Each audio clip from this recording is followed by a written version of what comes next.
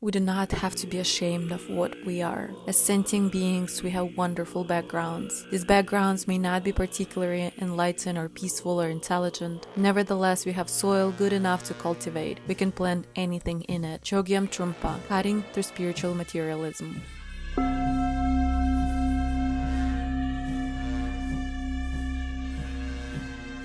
This is a story of Tibetan Buddhism coming to the West. Trungpa Rinpoche, abusive religious leaders, and an unhealthy, selectively hierarchical system of privilege and power, one that led to many people getting hurt. Don't forget to subscribe, share, and like this video. Shambhala International is one of the largest Tibetan Buddhist organizations in the West, with a network of more than 200 outspots in over 30 countries. Thousands come for training in meditation and mindfulness, while some delve into the deeper mysteries of Tibetan Buddhism. Before we start, let's make it clear that Shambhala Publications is an unrelated book company. In Shambhala International, a history of bad behavior runs through the bloodline.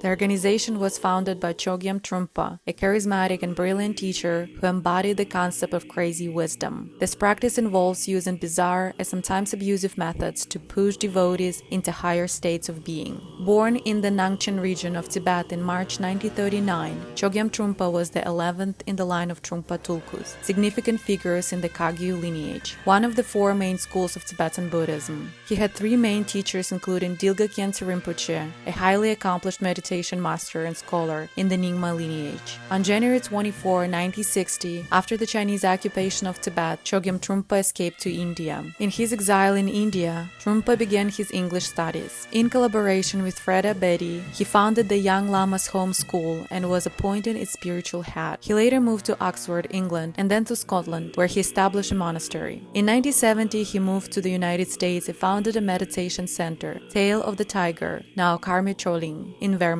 the first of many in North America. In 1971, he moved to Boulder, Colorado, where he established Vajradhatu, now Shambhala International. Trungpa's followers regarded him as a tulku of the 14th century Tibetan Lama Kunga Gyaltsen. He invited a wide spectrum of Buddhist teachers to speak at Naropa Institute, a school he founded in Boulder, Colorado, in 1974 that combined contemplative studies with Western academics. In 1986, Trungpa moved the headquarters of Shambhala International to Nova Scotia, Canada, to escape what he considered the excessive materialism of American society. He died in 1987 due to the liver failure. Trungpa's sexuality became a source of controversy, as he cultivated relationships with several of his female students. Tenzin Palmo, who met him in 1962 while he was still in Oxford, didn't become one of his consorts, refusing his advances because he had presented himself as a pure monk. Trungpa formally renounced his monastic vows in 1969. Trungpa was also known for his tobacco smoking and liberal alcohol use. He often combined drinking with teaching.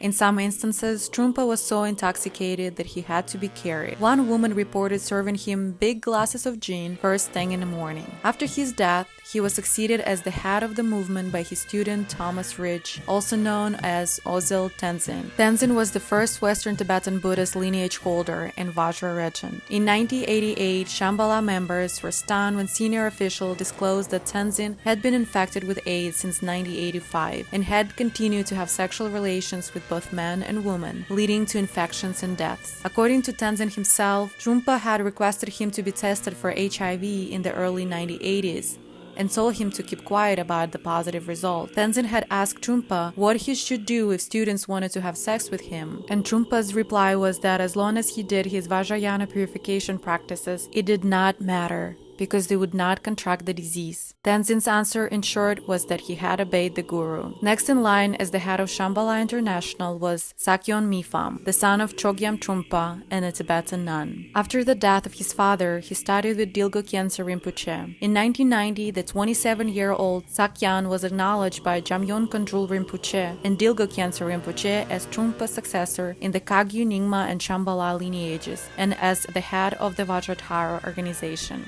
Sakyong Mipham Rinpoche has authored several books, including national bestsellers like Turning the Mind into an Ally, Running with the Mind of Meditation, The Shambhala Principle, and The Lost Art of Conversation.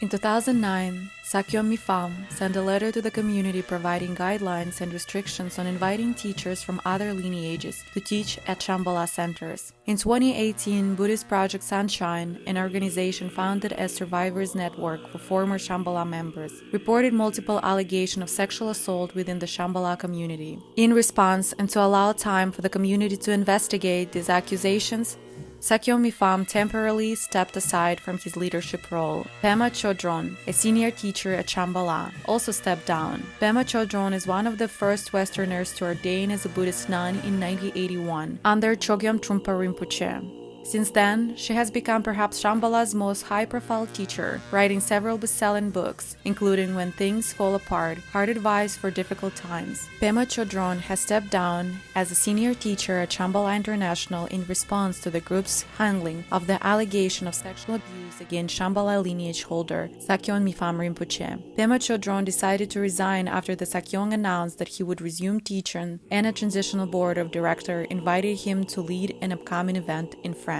As she said, "It feels unkind, unskillful, and unwise for Sakyong to just go forward as if nothing had happened without relating compassionately to all of those who had been hurt and without doing some deep inner work on himself." Shambhala International isn't a cult, and it's not just a case of an abusive religious leader. The problems are much deeper than that. Grooming, gaslighting, emotional and sexual abuse occurred at all levels. There's a culture and structure that foster it within the organization. The entire Tibetan Buddhism movement in the West is going through a transitional period. Many younger students haven't received proper training in Buddhism and approach it with a somewhat consumeristic mindset, often not understanding the student-teacher relationship. Most of these individuals never received even the most basic background in Buddha Dharma, but were pushed into advanced practices like Nondro, only to later feel overwhelmed and wonder if they were manipulated. Don't forget to subscribe and like this video. Your support means a lot. Thank you.